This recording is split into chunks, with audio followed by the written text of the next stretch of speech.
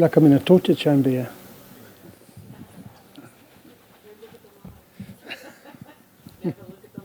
Never look at the lights, yeah.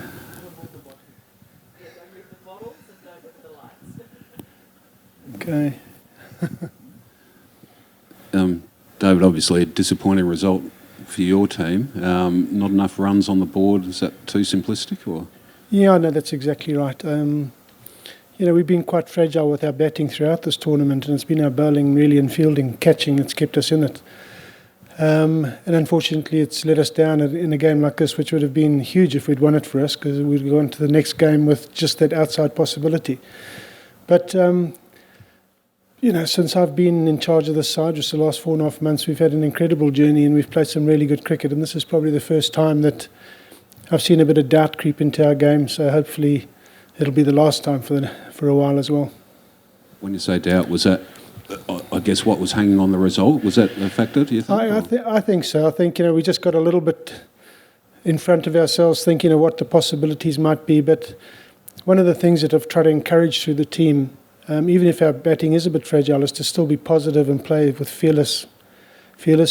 So there was a bit of movement in that wicket, and we needed to do something about it. We needed to be batting a bit more positively, using our feet going down the wicket at the seamers, and we didn't. Those seeds of doubt just kept us stuck to the crease, and unfortunately, it cost us.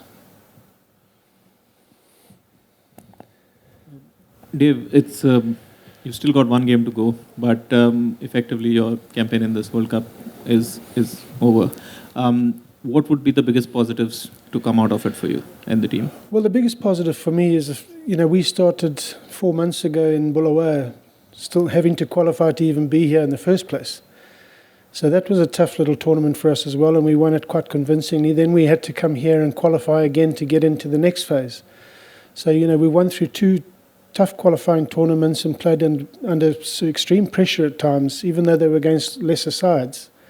But it got ourselves to this stage, and if you told me in June when I started that we'd end up being sort of 2 games away with the possibility of getting to a semi-final, I would have bitten your hand off for it. But it's been a positive journey for us all the way through, and it's just pity for us today that we chose this game to actually have our worst game. But all credit to Holland; they bowled fantastically well at us.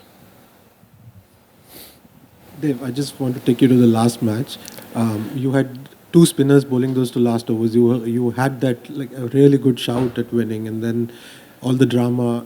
And when you say doubt, does that result also add to the doubt that you bring into this game? Oh no, I don't think so. I think we just had we had the doubt here. I think because it was a new surface, we took a couple of days off between the 2 games because our guys are so tired. I just couldn't make them practice again. So that might have sown a little bit of the doubt that they hadn't actually been to the ground. And the occasion, we knew we needed to win one of the games between Bangladesh and Holland. We lost closely to Bangladesh, so we thought, well, we'll need to beat the Holland. And I think that extra little bit of pressure on them, plus the fact we hadn't been down here beforehand, might have sown those seeds of doubt. You've played and coached a lot of cricket in a lot of places. Have you ever experienced something that a match is done and then you have to go back and finish it? No, but when I was in the middle of our flight from Brisbane to here, I was thinking to myself, why didn't I retire Blessing in between? He'd had one swing and missed, or maybe put the next guy in, maybe he would have hit. That would have been interesting for everyone to talk about. Of course, you didn't have the time. That it happens it's just a whirlwind. Did you have any chat with Blessing? No, we didn't, because after the game was effectively done the first time, we were busy shaking everybody's hands and congratulating people and commiserating with others. And Blessing walked straight off into the change room and had his kit off. So when he was suddenly told he had to bat again, it was a huge rush and straight out, and I never even got to see him. I didn't even see him get back on the field. How did they ensure that the same fielders were in the same place for the free? I have absolutely no idea. It didn't make much difference because he missed it. Just one of the things I'm sure you would have liked to have done is kept the Netherlands winless, but it's now every team in this group has won a match. Just wonder how you see that as a reflection on where T20 cricket is right now internationally. Yeah, look, there's obviously a huge gulf, I think, between the top 4 or 5 sides in the world and the rest of us. But what T20 does show you, and it showed up in our game against Pakistan, is if you have a really good day and the other side slips up slightly, you can beat sides, and everyone can beat everyone. So it's that sort of game. I mean, if you're playing Test cricket against each other, then there's a 99 out of 100 that you're going to lose those games. But in T20, it's such a short format.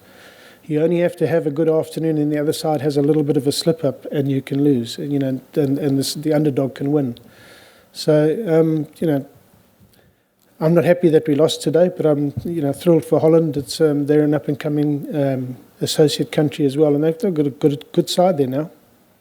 Do you think that also conditions have played a part in evening up things, perhaps bringing the bowlers into the game more, the Kookaburra, the one batch that they're using has done a little bit more? And do you think that's important rather than, seeing, as we often do, bowlers who become basically bowling machines on concrete tracks?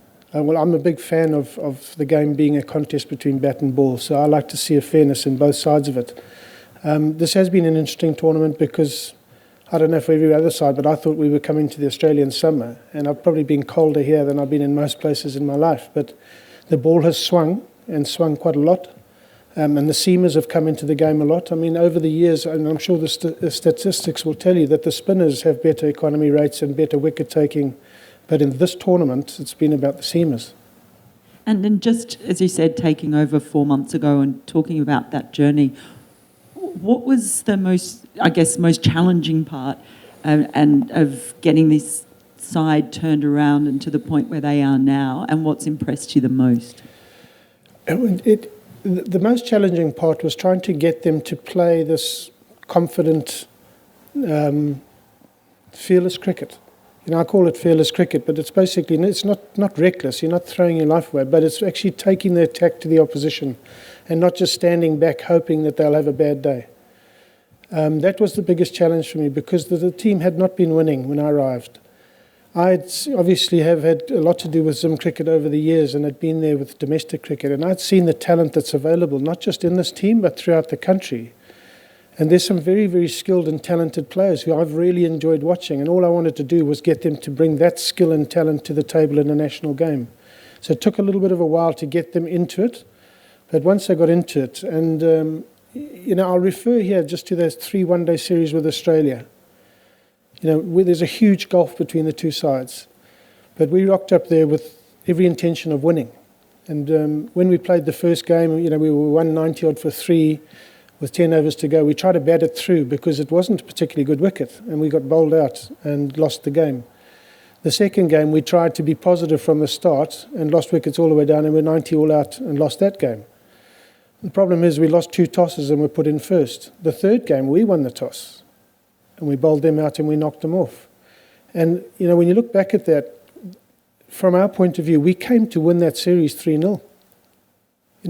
Zimbabwe against Australia, that's unheard of. It wasn't just that we wanted to win a game in Australia. We honestly believed that if we played well, we could win that series. Bearing that in mind, are you disappointed that the World Super League is going to be dumped and perhaps you might not get as many opportunities to play sides like Australia? Yeah, I think most of the sides in our position and associate member sides would always ask and request for more games against the big sides. The only way you're going to get better is if you're testing yourselves against the best on a slightly more often basis. We've talked about in the past in Africa being, anybody who's coming to play South Africa, because they obviously attract the big nations, surely they can come via us and play a game or 2 with us. Just little things like that, either on the way in or on the way out, would help us improve and help us play more games against the bigger sides. But I think every side from us and below would say the same thing. We need more games against the big nations. They've just finally, Dave, we've been seeing how much people have enjoyed in the grounds, and we've been seeing clips on social media of people back home like enjoying this. There was a pitch invasion back home to celebrate the win against Pakistan. Just can you describe how much it means for people back home, for culturally, and for people like across race divides coming back together to enjoy cricket? Yeah, look, I mean, it has meant a hell of a lot to people at home, and not just people at home, but Zimbabweans all around the world. I mean, the messages that we get on a regular basis from everybody has been unbelievable. I mean, we've had quite a few night games in this tournament, which we get back to the hotel at 11:30, and I'm still answering messages at 4 or 5 in the morning. It's been phenomenal, and we know we're getting videos posted to us as well. We know how it's been taken at home. And the thing is, they've enjoyed the way we play. They've enjoyed the fact that we are able to come out and stand toe-to-toe with some of the best. And even though we'll have lost today, they will still have enjoyed watching us, and they'll still be proud of us. So, I said to the guys after the game there that, win or lose, our crowd's behind us, and you guys have brought the game back to life in Zimbabwe.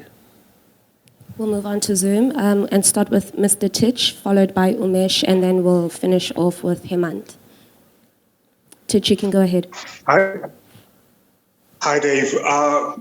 Going into the Super 12s, you talked about doing damage to some of the bigger dims. You did that against Pakistan, but then how frustrating was it then after that high, to then lose to Bangladesh and to Netherlands, and how damaging was that in terms of your bid to qualify automatically for the next World Cup? I haven't looked that far ahead about the qualifying for the next World Cup, but look, it's not damaging to us to lose matches. It's disappointing. As I said, the game against Bangladesh, I thought we did pretty well to get back into the game, and it was a very tight game. Went to the last ball, we could have won it, and we've been outplayed today by Holland. It's not the end of the world for us. For me, we're actually playing some really good cricket, and I'm looking forward to the next challenge, which I believe is Afghanistan next month, when they come to our place.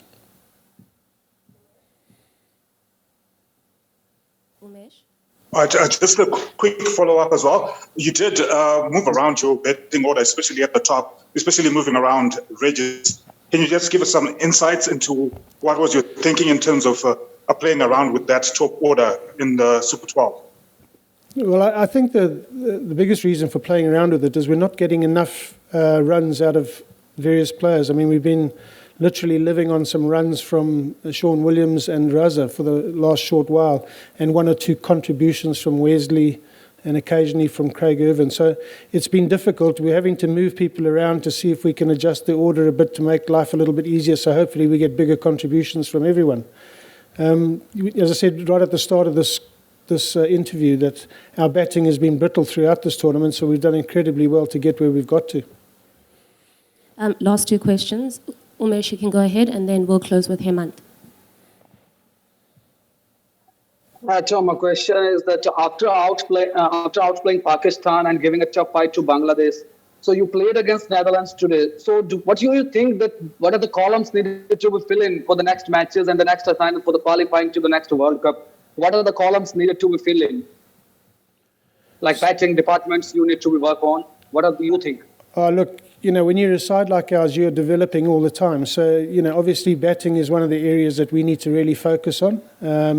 We've got quite a good and strong domestic tournament going on in Zimbabwe nowadays.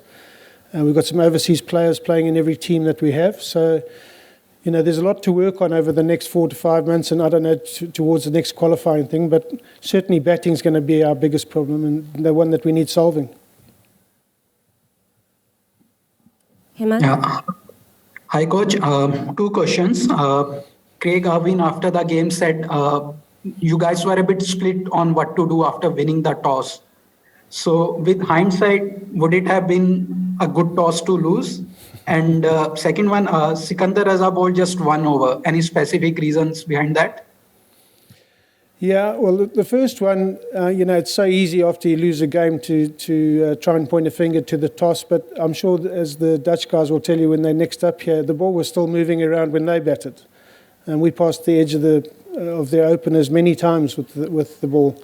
So I don't think the toss is the reason. Batting first has always been the way we like to play. It just didn't work today, unfortunately. We didn't bat well.